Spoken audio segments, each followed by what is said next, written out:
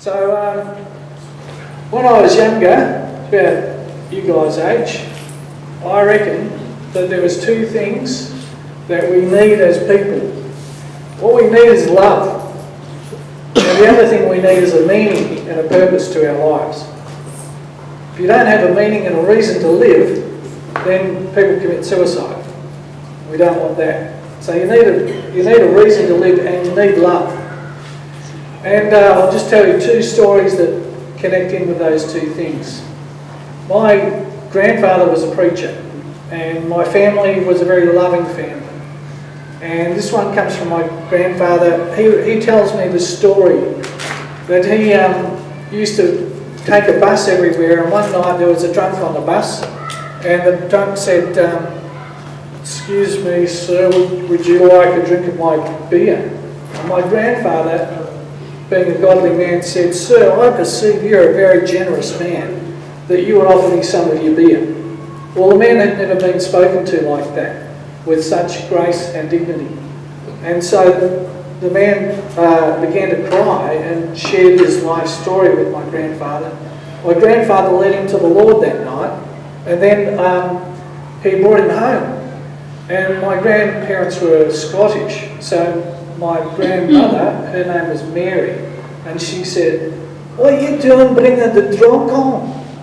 And my grandfather said, "Mary, Mary, when do you think the time's right to love someone? When they've done good and made things easy for everybody?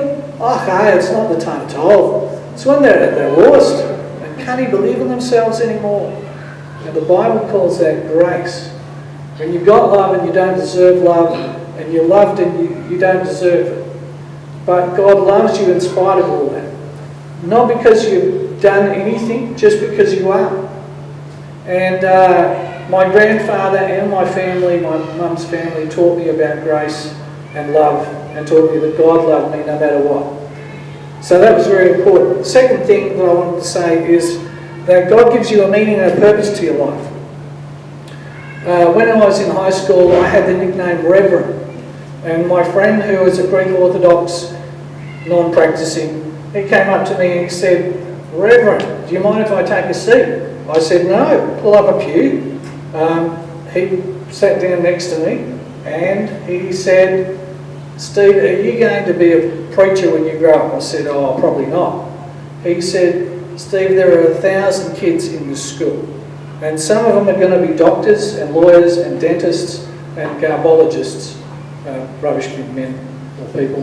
And he said, "But who's going to do the work of God? You're the only Christian, real Christian I know in this school.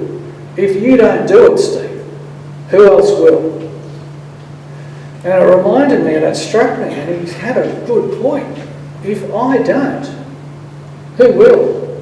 And later on in my life I went to, you guys might be familiar with Mount Margaret. I was running there was Mount Margaret Mission, I was running the young people's stuff there, and I went into a house, and into a missionary's house, and I think it was a woman, and she had this sign that stuck up, and it said, if not me, who? If not here, where? If not now, when? I thought it was good. And I felt that God has a meaning and a purpose for your life and for mine, and God wants us to give our lives to Him. Very last thing, I went through a youth work course, did youth work, and I got told about something called the looking glass self. Looking glass self in sociology says that whatever the most important person in your life thinks of you will ultimately determine what you think of yourself.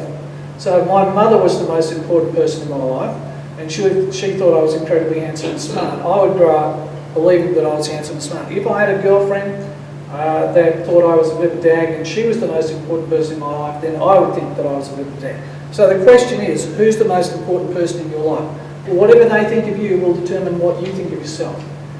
If, no matter what background you come from, if you put Jesus as the most important person in your life, you will have a fantastic self-esteem, because he thinks you're terrific all the time, no matter what. God bless you.